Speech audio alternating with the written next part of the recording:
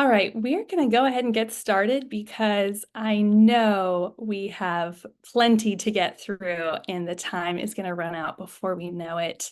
Hello, my name is Grace Sullivan Zirkle. I serve as Associate Dean of Students and the Director of New Student and Family Programs, which means I have the privilege not just of helping welcome your students to campus, but to also lead a team that supports you all the whole time that your students are in campus. So we're here to be a resource, to be a connector, and to support you in learning how to be an advocate and supporter of your student from a distance. So thanks for trusting us with your students over the next few years. This is our second to last webinar series this summer as part of Parent and Family Orientation. This is our Trinity College Parent and Family webinar. So if your student is in Trinity College, you are in the right place this evening. It's hard to believe that we're going to be welcoming your students to campus in approximately 16 days, just a few more if you're the family of a transfer student. So we are just so excited, and campus is starting to be a buzz again as we prepare for their arrival. A few housekeeping items. This webinar is being recorded so that we can post it so that if you don't get to jot down that perfect gem of wisdom, you'll be able to review it later with the recording. The chat has been disabled, but we are asking if you have questions for you to submit them below through the Q&A. So there will be an opportunity at the end as time allows to take some questions from you all in the audience. So as you think of things, be sure to put them there. And with that, before I hand things off to our esteemed Dean of Trinity College of Arts and Sciences, I'm going to share just a little bit about Dean Bennett. So Gary Bennett began as Dean of Trinity College of Arts and Sciences in February of 2023. As Dean, he is responsible for defining and articulating the strategic mission of Trinity College, ensuring a world-class liberal arts education in a research environment for all students, and attracting, retaining, and nurturing a diverse community of distinguished faculty. Bennett is a professor of psychology and neuroscience, global health, medicine, and nursing. He's a global leader in designing, testing, and disseminating digital behavior change interventions. He developed a well-known interactive obesity treatment demonstrating the effectiveness of digital strategies in treating obesity in the primary care setting. He's authored nearly 200 scientific papers, and his research program has been continuously funded by the National Institutes of Health. I could go on and on. We're lucky that this is not Dean Bennett's first role at Duke, and he's been known for a few roles of being the champion or a champion of the undergraduate experience, and particularly making the student experience more enriching and equitable for all students. So with that, I am honored this evening to hand things over to Dean Gary Bennett. Thank you very much, Grace. And again, thank you for all you're doing behind the scenes. And thank you to all the colleagues here as well. Welcome everyone. I'm absolutely thrilled to be here with you this evening, at least for me. I am going to share a bunch of fun facts over the next few minutes. Here's the first one. So my actual fun fact is, even though this is the beautiful Duke campus behind me, this is a fake background screen. I'm actually in the gorgeous mountains of North Carolina right now, where I stole away with my family for a last-minute trip just to get a few minutes away before all the fun gets started in just a few weeks. I am very happy to join you, though, and I'm speaking to you not only as a dean, but as an alum of this fine institution. We have a few other alums on the call this evening as well. I'm also married to an alum, and I was married in the chapel. And I love this place. My love of Duke University runs deep. And one of the things that I love most about Duke is, and really one of the things that keeps me here, is the deep love of place that runs through the veins of so many people in our community. That's certainly the case for many of the colleagues that I'll introduce here in just a moment, as well as so many of our colleagues behind the scenes making tonight's event happen, and all of the folks who will be there to support your students in the years to come. There is a lot of excitement that's just about to happen, and probably a few nerves for all of us to navigate, but we're all here to make sure that you and your students know what to expect from Duke, and especially from Trinity College. And on that note, I just want you to know that tonight we're going to stay pretty high. We're not going to get into a lot of granular details. We have a lot of colleagues here who not only have the answer to your very detailed questions, but also have a lot of enthusiasm for answering them. So we'll save those for a different time. Trinity is a very complex place, and we know that necessarily every student's experience will be a little bit different. And that is a feature, not a bug, of our environment. And so we're going to spend tonight, though, really focusing high, where you should be positioning yourselves as parents in order to best support your students. So without further ado, I'm going to introduce these three wonderful colleagues who joined me this evening. I'm joined by these great faculty colleagues, and each one of them in their own ways will contribute to the success of your students once they join us here in Trinity College. They are specialized in the Trinity curriculum and how it will prepare your students not only for their first job or for graduate school, but for a lifetime of opportunities. And I have to tell you, just parenthetically, that the Trinity faculty are really focused on the 40-year life of your students, not just those next 4. They are focusing on ways that your students are engaging with each other and with our faculty, both inside the classroom and beyond. And finally, we're going to talk about the ways that your relationship with your students will continue to be and to evolve, and how those dynamics will shift in the months and years to come. I think one of the most frequent questions we receive from parents and families is how to best support their students during their time here. And we'll get you started with a few thoughts this evening.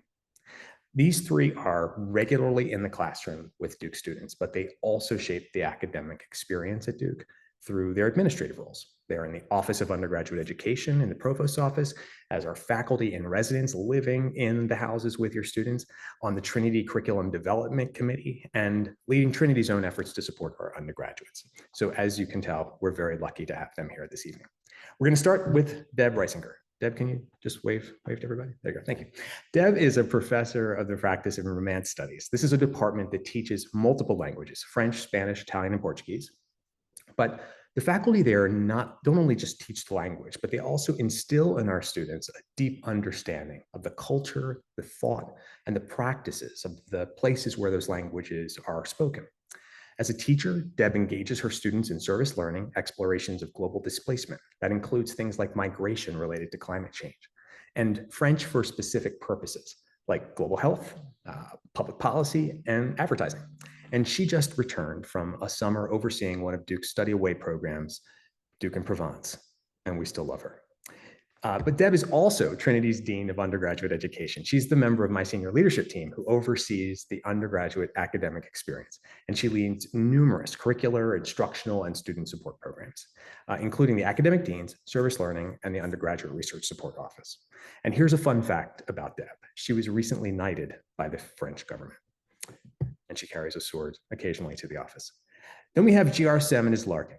GR is the Jack H. Neely Associate Professor of Psychology and Neuroscience. And I don't know why, they actually told me you're actually the Jack Neely Professor of Psychology and Neuroscience. Greg directs a lab that seeks to understand motivated cognition and the aging brain, where he provides outstanding instruction, training, and mentoring to graduate and undergraduate students.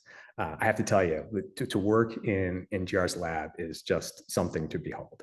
And one of the things that GR exemplifies, as well as my other colleagues here, is just you can come to Trinity College and on your first day really walk into the laboratory of an absolutely sort of field-changing scientist, and GR is one of those folks. He's a convener of an exciting course called The Art and Science of What Works in Life, a wildly popular undergraduate course that draws on the arts and sciences to guide students in examining how to figure out what works in our personal, social, and professional lives. And yes, I absolutely want to take that class. Here's our fun fact about Greg. He is a faculty in residence in Trinity, which means that he, his spouse, and his kids all live with our students full-time. He's also really, really good at handstands, and his kids are absolutely adorable. All right, and then there is Candace Watt-Smith.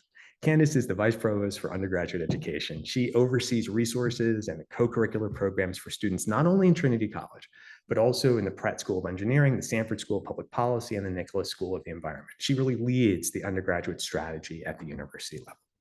In addition, Candace is a professor of political science. She has expertise in the role that race, racism, and structural inequality play in shaping the American political landscape.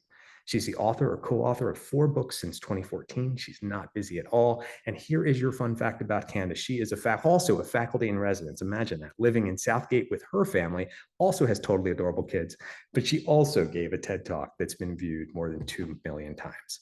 As I said, we're really lucky to have these folks here at Duke, in Trinity, and with us tonight. So we're going to start with Deb. Deb, okay, let's start with some grounding about the academic experience. What would you say are the most important qualities of how we educate our undergraduates here at Duke? Well, first of all, thanks for having me here tonight. I'm so delighted to meet your students, for the parents here. It's a great question, Gary. I've been a faculty member here for over 20 years, and I've also taught at other institutions. And I guess I'd start by saying that what distinguishes us here is that we care incredibly deeply about our students, not just about their intellectual development, but really about them as people. And as you mentioned, I had just spent 4 weeks with 10 Duke students in France. It was terrible, studying the effect of tourism and sharing economies on local culture. And a large part of that time was doing what I would call soft mentoring. We got to know each other over shared meals, many meals, lots of tastings. We went kayaking together, got to know what these students are like as individuals, and also like who they really wish to become. In contrast, one of my colleagues at another institution was there with 50 students to give you a sense of the kind of attention that we are able to give your kids. So you'll hear more about this from my colleagues who actually live with the students all year round. I just do it for 4 weeks out of the year. The Duke experience is really unique. We offer students a liberal arts experience at an R1 institution. And this is a pretty interesting combination because it means that students get a rigorous education that puts them in contact with some of the best teachers and the best researchers in a variety of fields. So we have this robust multi-tiered advising system that's also here under Candace, and that supports students by helping them select the courses that will guide them along their intellectual pathway, but it also allows them to reach like the requirements of breadth and depth that we have in Trinity, because we are really interdisciplinary as an institution. And that is an interdisciplinary that really emphasizes like ingenuity and exploration. So students get to address really big world problems. Some of those might be climate, equity, migration, AI, and they do that from a multitude of disciplinary fields. So our students will then choose majors and minors that complement each other and that reflect these different ways of thinking, right? So they might combine global health with literature, or they might do public policy with visual media studies or economics and cultural anthropology. That kind of an education that we're able to offer here yields really big thinkers that possess historical knowledge, right? So they know how to ask the right questions.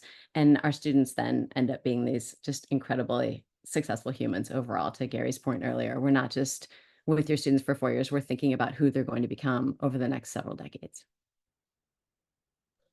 Thanks so much, Deb. So to GR, so one of our goals here at Duke is to provide more opportunities for intellectual exploration outside of the time that our students spend in class. So what does that look like? How are we engaging those students differently than we did in the past? And why does all that matter? Yeah. So I don't know how we used to do it, but how we do it now is great. So I've been at Duke for a handful of years. I was at a different school before that, and I absolutely love it. I mean, we all do. I hope you can tell. So how are we engaging students outside of the classroom? So of course, our classroom experience is world class. I really love my colleagues because they're like a lot of the people you're seeing on this Zoom call, which is can't wait to spend time with your students. And it's not that we all just sit in our offices and in the classrooms. So I eat with students almost every day. Your students will probably learn about a thing called flunch, where faculty and students eat lunch together on Duke's dime. So encourage your students to do that.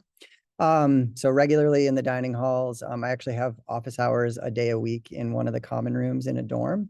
And so I meet with graduate students there too, members of my lab who aren't undergraduate students, and then just have random interactions with students walking across campus too.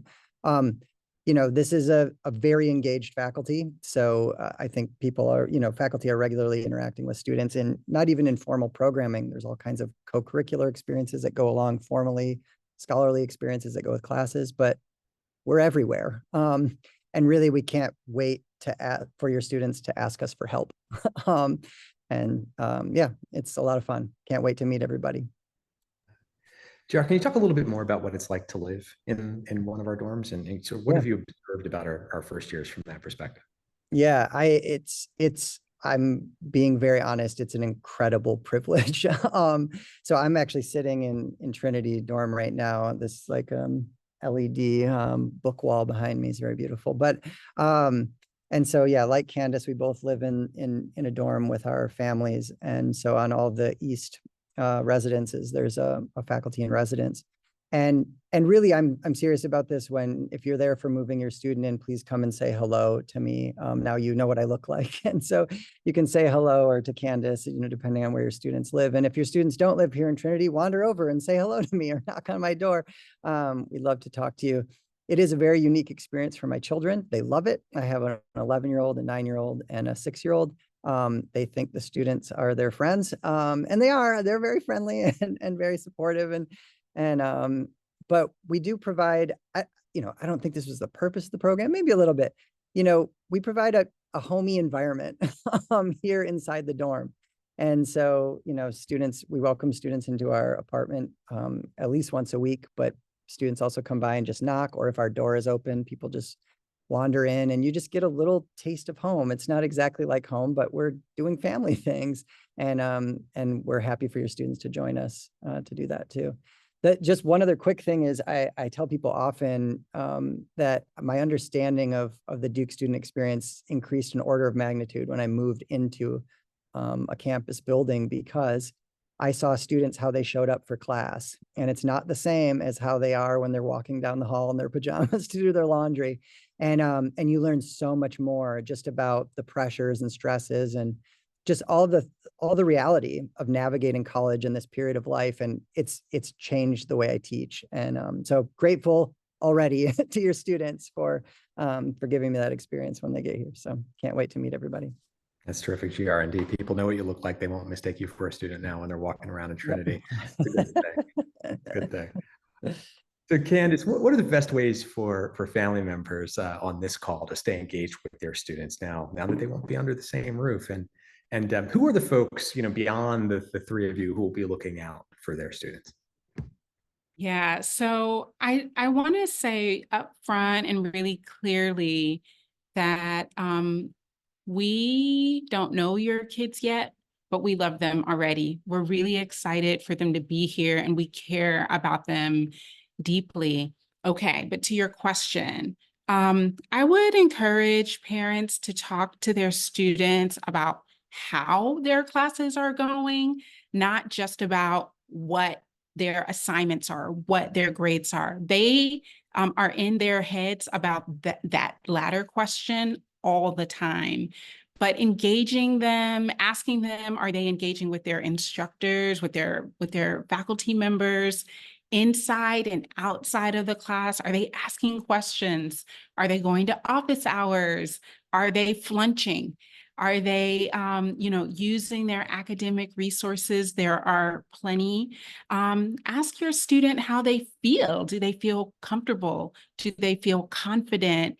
And what would make it what could make the difference to get them from maybe on that day they're at a 6, what would get them to a 10? And what are the resources that they can employ that are at their fingertips to get them from one, a medium kind of day to a great day? I would encourage parents to think about themselves as consultants to their students, so that they can guide your kids to making good decisions, just rather than telling them what to do. I mean, we're all really good at that. We've made all of our own mistakes. And our students have to make their own, they'll learn from them. And this is, I will say, this is the kind of best time to make mistakes. Most of them are low stakes mistakes that aren't gonna, completely, get them off of their path to success. And there's so many people here who are trying to, they're on some level guardrails.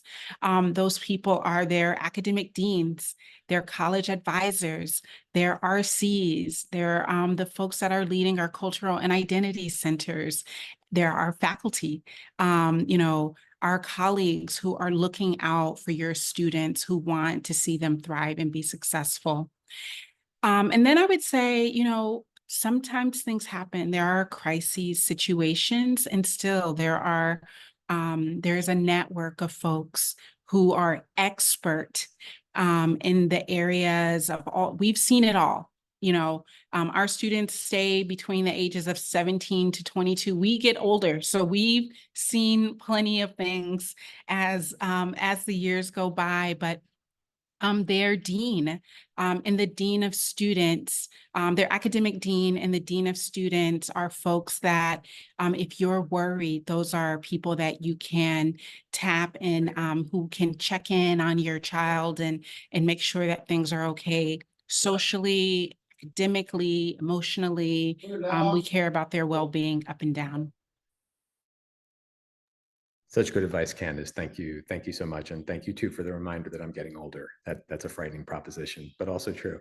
I love what you said there as, parents as consultants. And, in that regard, I often love to tell parents, like, ask your students to tell you the good things, because you'll hear so much about the challenges and the issues and the things that are fraught.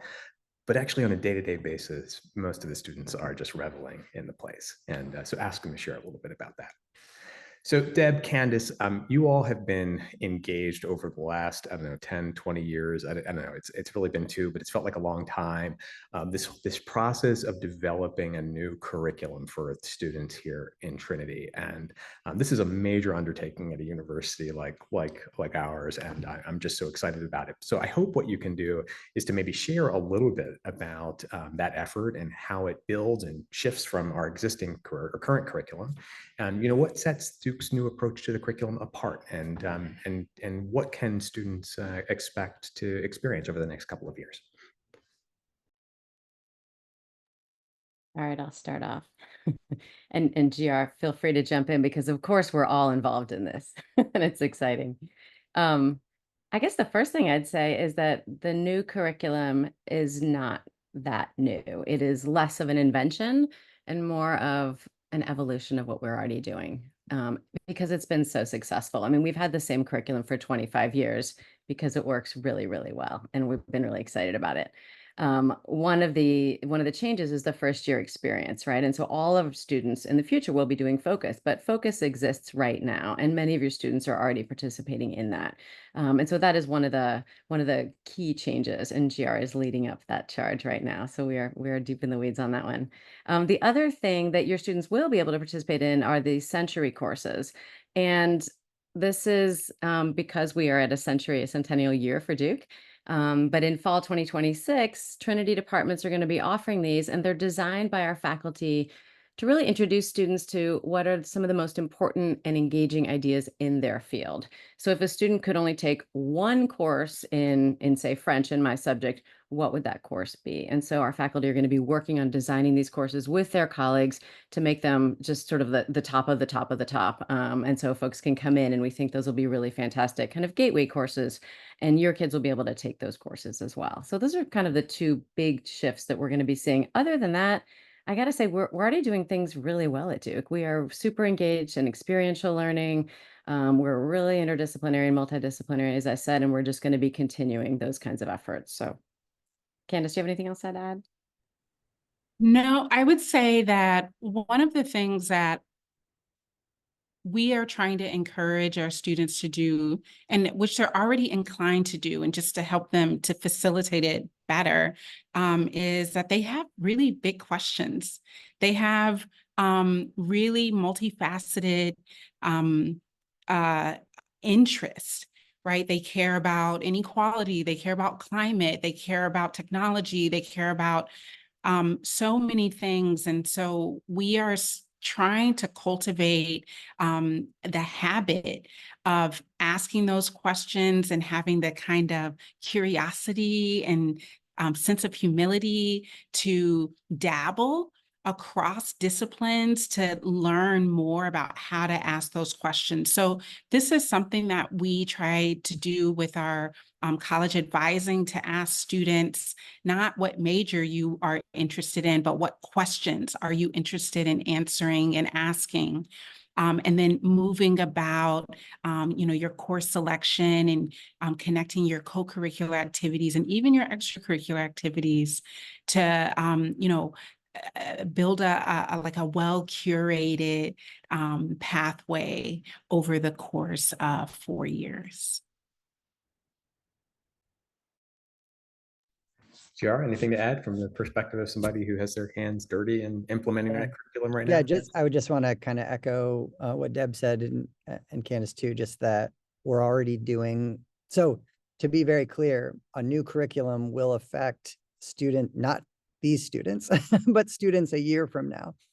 And I think maybe part of what Deb's saying is you're not missing anything really, because first of all, these Century courses will be available, this new first year experience, which I'm co-leading. I have to tell you, even though it's very exciting, there's almost no new courses in it. So it's a way of bundling and organizing and kind of making more clear like how these classes might fit together. These are classes offered now that your students will take.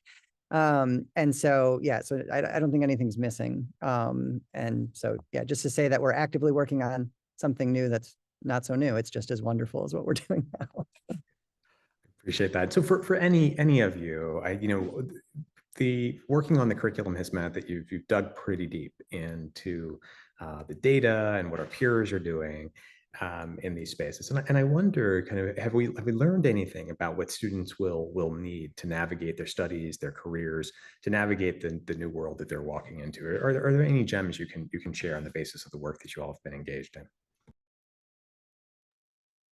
Yeah, I'll start off. I think, you know, and Candace can speak to this because she was on the committee as well. We have been listening to students very, very closely. We do anyway, but especially closely for the last couple of years as we've been redesigning the curriculum. And what really stands out to me is that while students want choices and opportunities, they're really eager and really excited to learn, they also want guidance in stitching those experiences together, right? So in terms of what they need, fundamentals are key, right? Fundamentals are math, reading, and writing, of course, but what they really are, and what I mean is they need critical thinking. They need to develop the ability to evaluate knowledge and interpret evidence. That is so important today, particularly right now in this environment. They need the capacity to work collaboratively on teams. This is something that employers continue to say. We need young people to work better together, and we're actively working on that in our classroom spaces. We want to encourage intellectual flexibility. That's really key in the new curriculum, as well as in the courses that we're offering now.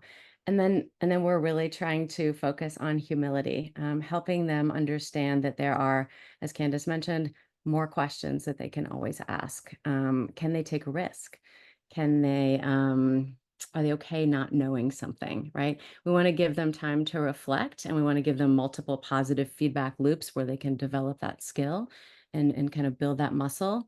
It makes them better learners, makes us better teachers.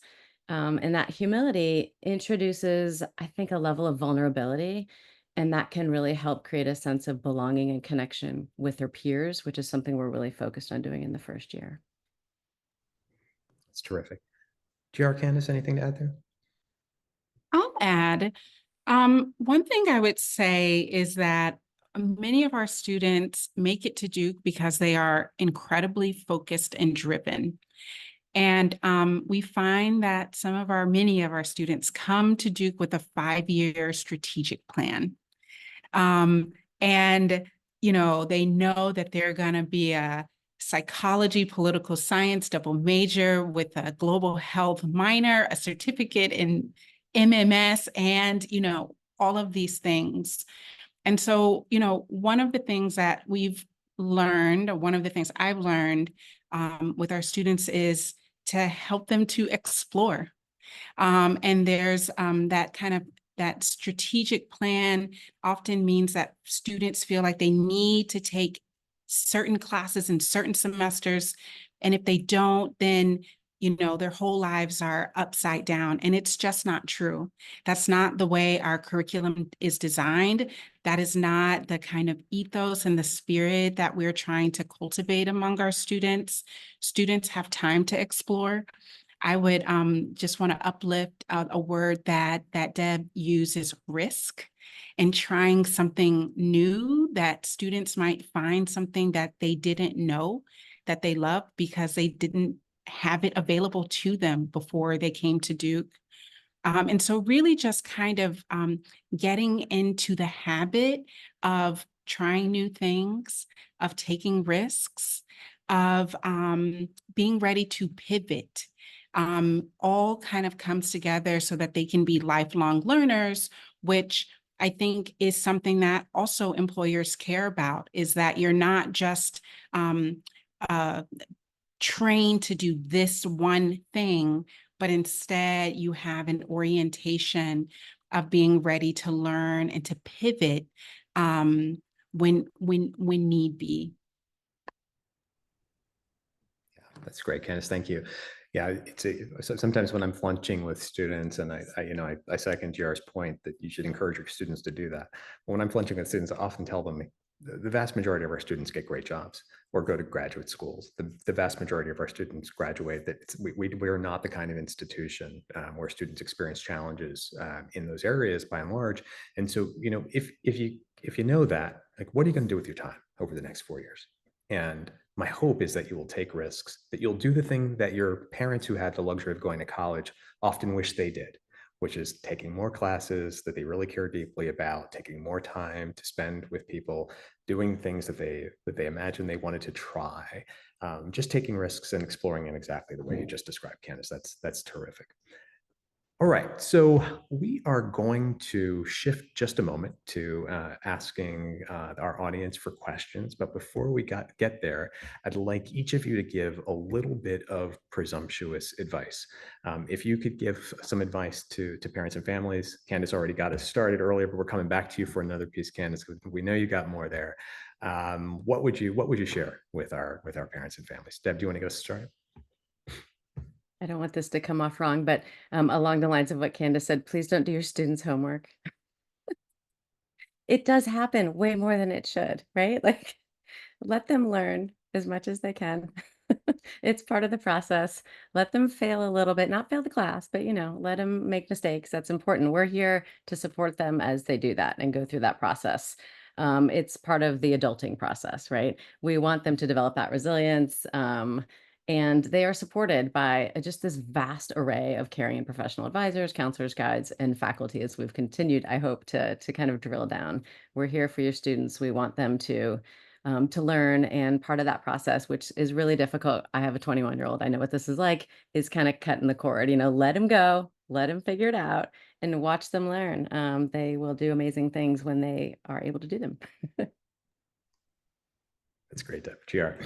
Can I add a little bit of that? Because I have a classroom example on exactly that. And so I do a lot of group work. I teach very large classes, like over 100 students, and well, that's very large at Duke. But but we do a lot of small group work, and there's always drama.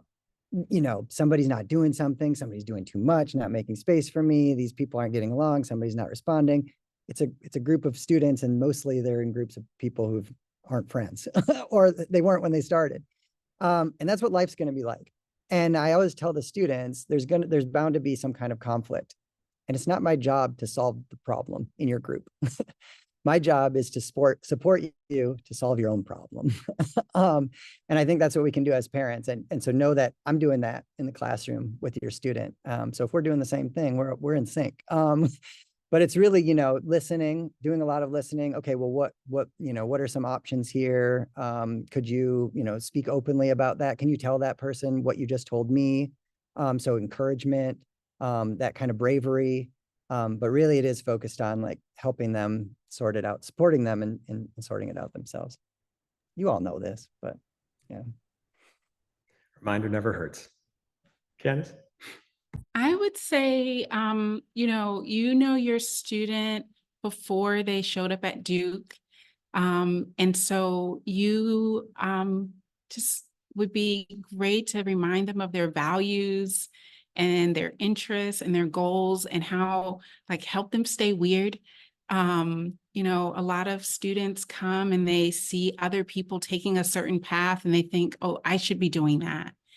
And so really just asking them questions about why they are making the decisions that they're making, not to discourage them, or, we're all going to grow and become different over time. We expect that, but You all remember them when they were, when their aspirations were just kind of out of this world, and just to help them remember that part of themselves.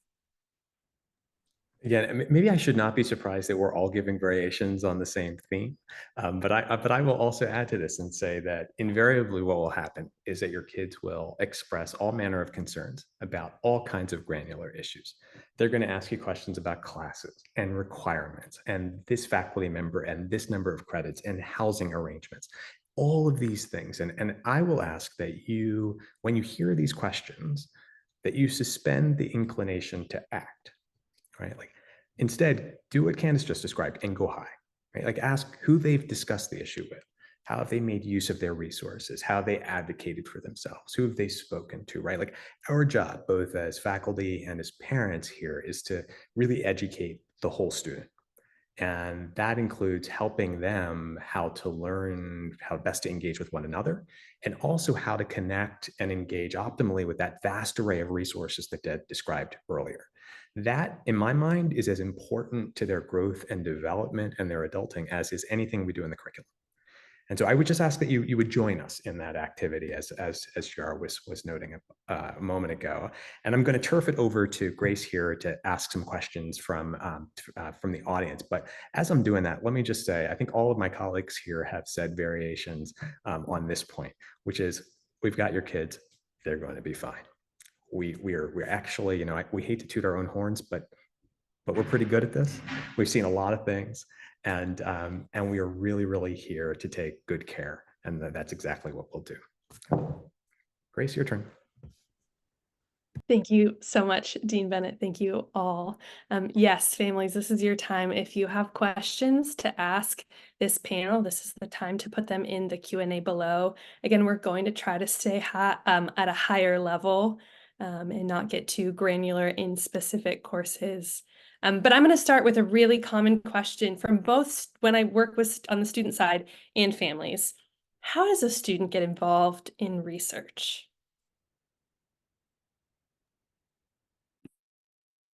Who wants this? We all do this, so we can all answer. Let me say something briefly.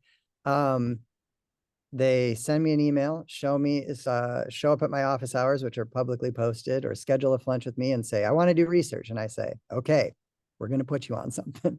That's not true of every lab. You know, it's not that, but it kind of is mostly true of our lab. There's always extra stuff to do. I think, you know, there's plenty of opportunities on campus that have a very low bar for engagement with research, but it's making contact with that faculty member, or, you know, some labs have websites that have a lab manager, and maybe reach out to that person. But really, I mean, we're all just waiting to answer those emails. So reach out, make contact, be brave. Somebody else picked that up. How does it work in your world? Yeah, so there are also systematic ways to get involved in research on campus.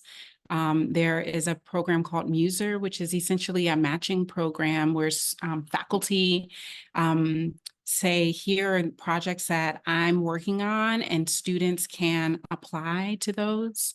And then there are BAS connections. There are classes that are designated art. Those are research classes. There are ways that you can just have a flunch and you're talking with your faculty member and learn that you all have interests that align. I would also say that I had a student last year, I don't know, we were maybe 2 weeks into the semester, and she was just crying because her friend had gotten into a lab and she did not get into a lab, and she felt like she was behind. She was not behind. There are 8 semesters, 4 summers. There are a plethora of opportunities over the summer, over the semester, to get plugged into research. And then finally, I'll just say that maybe you are not involved directly in someone's lab, but you could also take time. There are courses at the library. There are ways that you can upskill yourself so that when you're ready to join a lab, you have you have the skills to contribute in a really meaningful way. I'll just add one thing because I feel like I need to even it out. We have the Office of Undergraduate Research in my office as well, and that office is incredibly supportive of students who are interested in doing all kinds of research, whether that be in the social sciences, natural sciences, or the arts and humanities. So there are a variety of ways to engage in research, and that is all year long and throughout the summer. So we plop a lot of students into labs, and they get to play with pipettes, but we're also pairing them with individual faculty so they can, work on a new book that they're doing or do some more interesting sort of field research. So there are a lot of ways to do that. And I will add, of course, because I'm just got back into the country, we do this abroad too. It doesn't just happen in the United States and in North America. So there is a really exciting opportunity to engage all around the world. Our faculty are incredibly globally invested and placed. And so students are working on some really exciting projects that our faculty are leading and co-leading with partners around the world. And I'll just add that, one of the reasons that I hope you chose to come to Duke is that you have the unbelievable ability here to get involved again pretty early in your time here with people who are at the top of their respective fields, to literally be working in their labs or in the archives with them, or doing archaeology in the field, right? That there is the ability to be deeply involved in discovery and creating the answers that are being generated by the folks who really know this, experts who really know this work. So I think it's a really unparalleled ability to, I think we're quite distinguished relative to our peer institutions in that regard, in our embrace of undergraduates in the research endeavor. All of that said, our interest as faculty in having undergraduates involved in research is not because we're interested in creating more professors in the world, right? At this particular moment in history, I think it's incumbent upon all of us who care about education and educating this very, very unique generation of students, think about new ways for them to do the kind of critical thinking and develop the communication skills and the risk-taking and the tolerance of failure and the resilience skills that we all want for our students. So much of that happens in the research setting. And so one of the reasons you will hear us put a lot of emphasis on this is not just because that we really want our students working with us at the bench but in the archives, but also because we care deeply about educating them as whole people. And we think this is an important way to get that job done. Great. There's a question. I love this question. For students unsure about major and area of focus, how does Duke help them with that process? And maybe if we could talk just at a high level about how does advising work in Trinity, I think that might be a good pairing. Sure. So I'm gonna I'll send to Grace a second a website that shows a students advising network. And so here the idea is that there are many people who will get to know your student to ask them questions about what their interests are, what their goals are, what their values are, how they can align. And so, some people will say, well, I'm really interested in policy. Well, why? Is it because you're interested in health outcomes? Because you're interested in politics? Is it because you're interested in I don't know, whatever. But, and so asking those questions might say, well, maybe it's not policy. Maybe you're really interested in sociology, or maybe you're interested in political science. Why don't we look at the kind of courses and the design and the kind of questions that those departments and majors are asking? And are they the kinds of questions that you want to answer? So there are plenty of people starting with their college advisor who are going to ask them questions to help them move toward that. And then, of course, there's the opportunity to take all sorts of classes and start to say, oh, I really liked this about this class, and how can you find more of that? So the students don't need to choose a major right away. Students declare their major in the second semester of their second year. And they will have plenty of time to complete their major in the remaining time. So we hope that in our students' first year, especially, that they spend time exploring. It's okay if they're not sure. There's no wasted classes that they'll take. It'll help them either to figure out what they're doing, to work toward graduation, or maybe they start on their major path. Yeah, and so you'll forgive the presumptuous advice here, but please, please, please don't Google search the answer to this question when you're advising your child, right? So like it suggests that they engage one of us, because the truth is we embrace students who don't know what they want to do. We love it. I mean, the kind of engagement that Candace just described is part of the fun of being a faculty member, working with a student to help them to discover themselves in this way. Like our entire experience is built for students who don't have it figured out. And those are often the students who can, I think, avail themselves most of the unique liberal arts experience that we have here. As Candace just described, encourage them to engage with us, and it'll be good.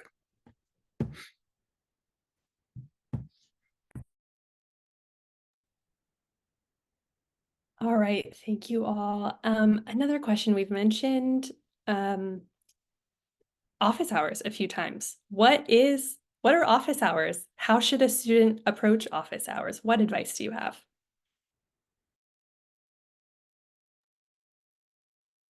Office hours are one of the best parts of the job, right? When you're not sitting there going, I wonder if anybody's going to come by today. I, for instance, have my students sign up for office hours at the beginning of the semester. So they have to come and they have to find out where my office is, because I found out when they know where it is, they're more likely to come back. And I give them some ideas about what they might talk to me about when they get there. They're often very scared, and they think that I'm going to grill them on like the subjunctive or something. That's not what this is about. It's an opportunity to just get to know them, and it's an opportunity to talk about the course, but also to talk about who they are. There's a lot of informal advising that takes place in office hours. Students are always welcome to write to their faculty. Many of us have office hours, Wednesdays from 1 to 3 p.m. or something, and your students might not be able to go then. That doesn't mean they can't attend office hours. It's important for them to reach out to us, send us a quick email, and then we can set up something else on the side. That might be in our office, it might be in a coffee shop, but we really do encourage kids to take advantage of this. It's a fantastic opportunity to begin some of these connections and really relationships that we begin to develop with them.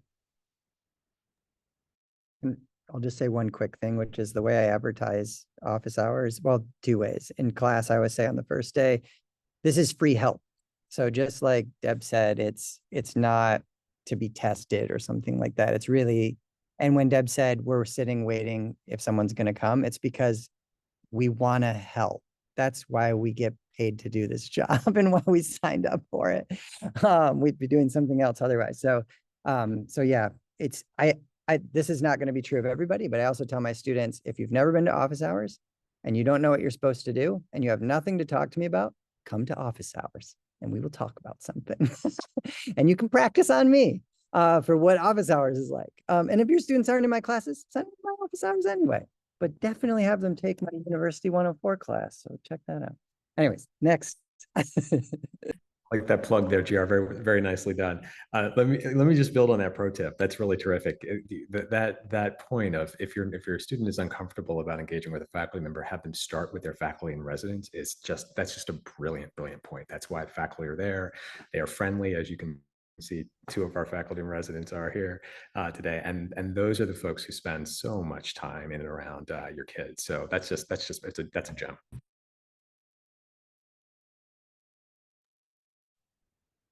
I know there was a question that came in about a student athlete, but I want to make it broader. How do you all support students when they show up in the classroom and they have lots of different interests and priorities, right? They might be in your class on one subject, but they're also here. I think you mentioned earlier, right? They want to change the world. They're also involved in climate activism or some other initiative. How do you support them in your sort of faculty role in particular?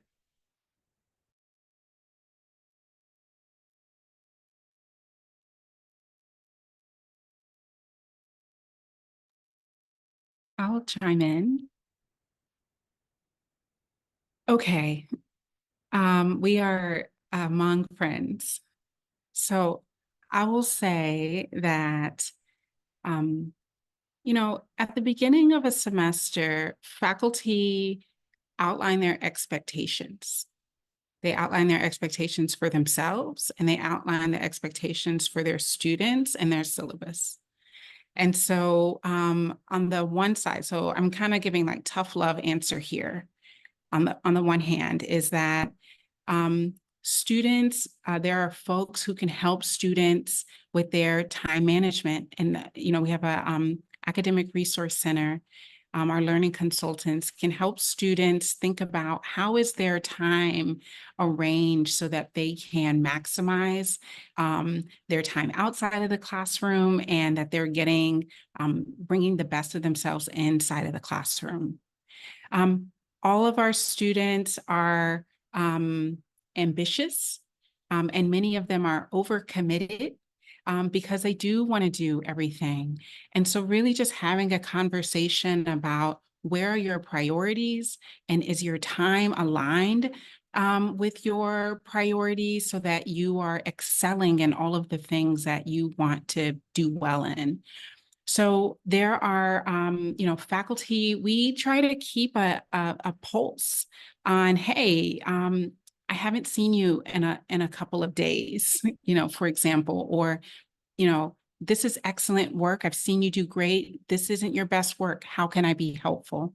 But then there are also folks in our academic resource center who can help our students learn how they learn. A lot of our students don't know that they have a learning difference until they come to Duke, and we can help them navigate that. So, we want our students to be ambitious. We want them to do all sorts of things, but we also want them to manage their time well and prioritize that they're here for school, that they are here to learn inside and outside of the classroom. And there are plenty of folks, again, they have a constellation of people who care about them and can help them think through those things so that they can do their extracurriculars, that they can do their co-curriculars, that they can do their classes, that they can do their sports, and do well in each of those domains of their life.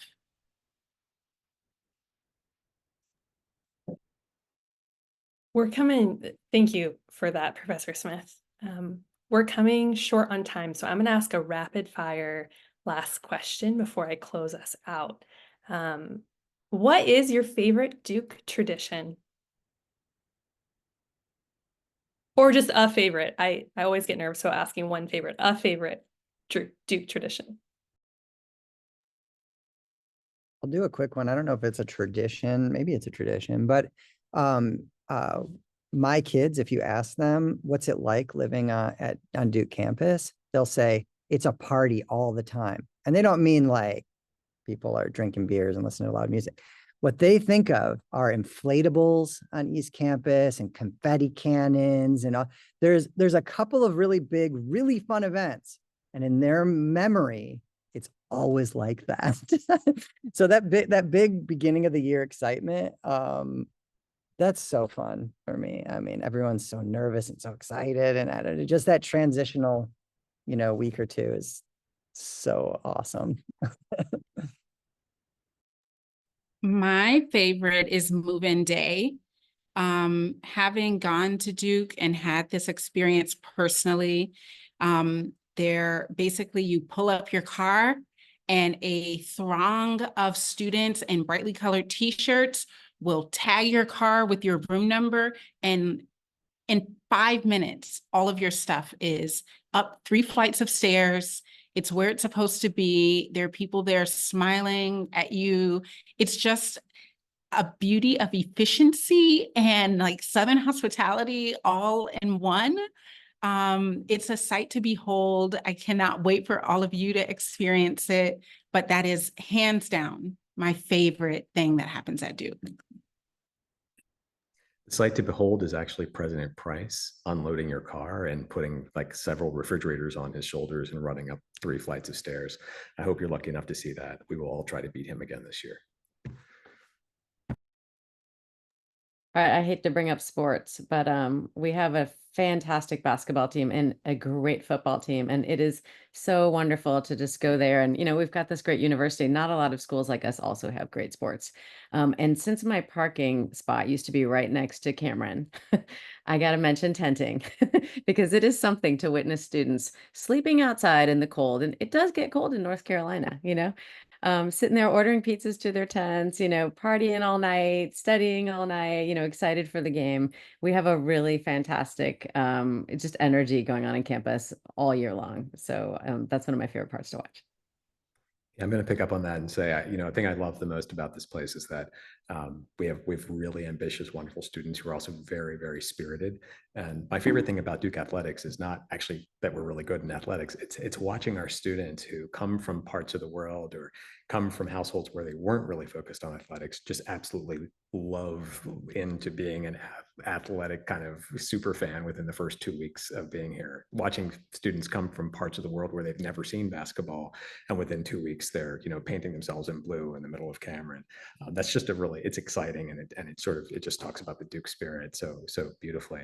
I would also say, I spent a fair part of my career working in the area of public health, and so I'm very, very concerned about things like infectious diseases. And when I first saw Kville, I was concerned about so many students living in close proximity in these tents at all times of the day and the night. I was a little concerned about that as a vector of illness. I have since realized that I think it's one of the very best things that we do. It is its own culture. It is completely student governed.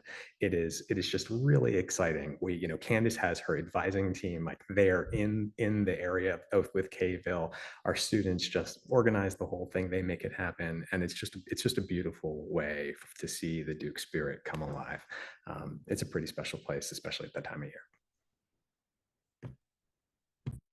Well, we are at time for this evening, so I just want to say thank you one more time to Dean Bennett and our esteemed faculty and panelists. I have worked here for 6 years, but I am confident our families, because I feel even more confident tonight with this sentiment that students are really cared for here. And I know that that is true through everything you've shared, and that people that work here love to work here. All of you, right, sharing your favorite Duke traditions. That pride for being connected to Duke is really apparent. So thank you for your time this evening.